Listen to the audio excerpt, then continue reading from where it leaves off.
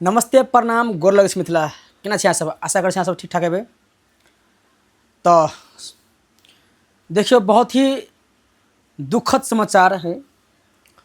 रोहतहट में एक व्यक्ति अपना पत्नी के दबिया से जे है से गर्दन काट कर और दिनादृष्टि जे है से वो दबिया फहरा रहल छै।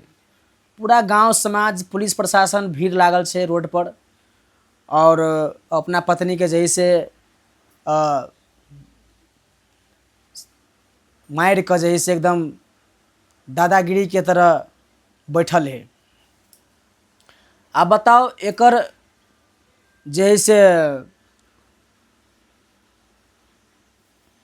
जैसे जिम्मेदार के है ना।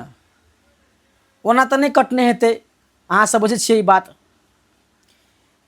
अगर पत्नी पति के काट के फेंक दे या फिर पति पत्नी के काट के फेंक दे, के बीच में कुछ न कुछ हेते जरूर है।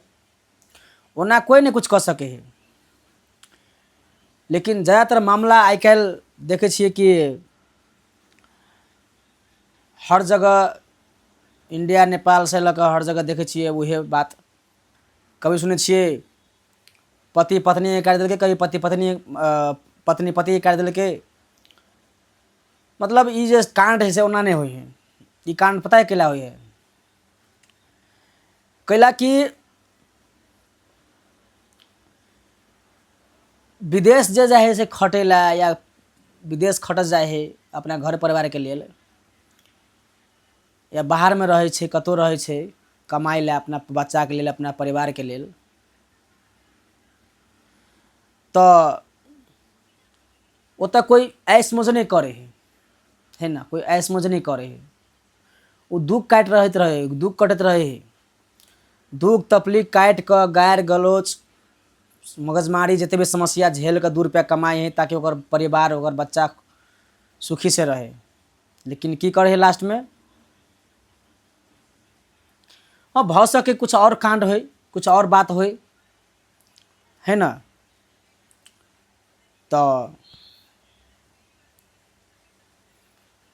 एना तो नहीं करबाक चाही, है ना।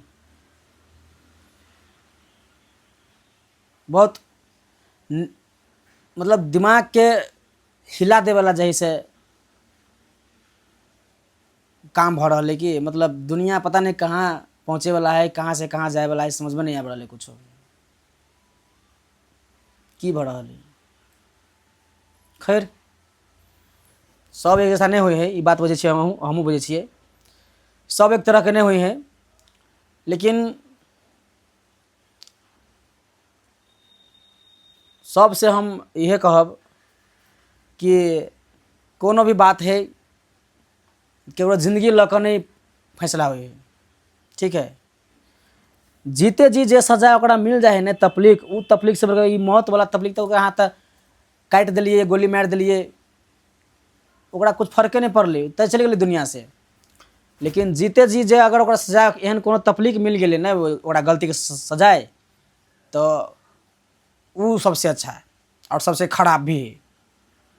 लेकिन मार देवे ना तो वो तो खत्म कहानी, ओकरा कुछ फर्के नहीं पड़े वाला है, मर गए वो, है ना।